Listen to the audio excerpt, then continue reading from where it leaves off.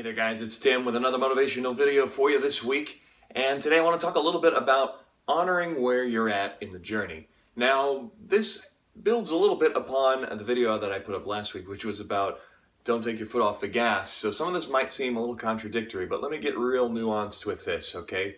So when I talk about honoring where you're at in the journey, a lot of us, when we start like a new challenge, like say for instance, you're starting a new 90-day workout challenge, eating healthy for a certain period of time, and you have this end goal that got you started. You got to know where you're aimed at so that you know where you're going before you even start for that first step. So you've got that end goal, and that's one of the things that drives you to take care of what you need to take care of and to keep going on that journey.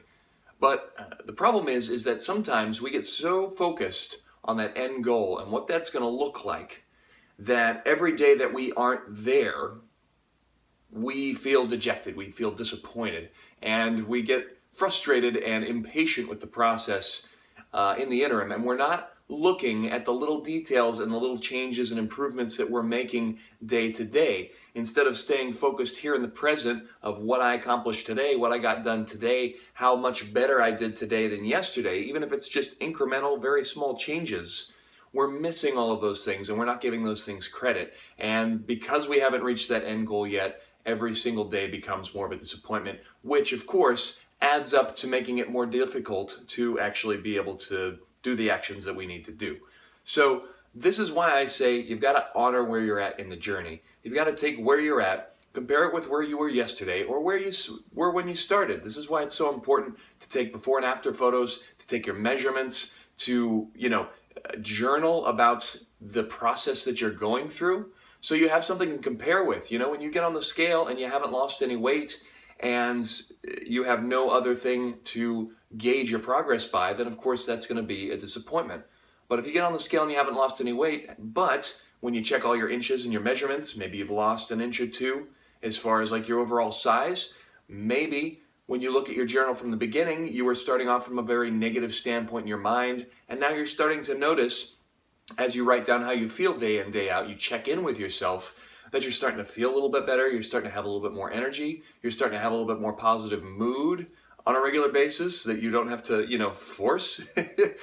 And so all of these little things add up to giving you the motivation, giving you the encouragement to keep going towards that end goal.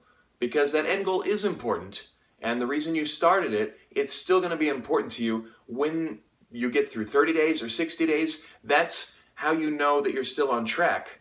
But you have to be able to give yourself credit for the little victories in the process, okay?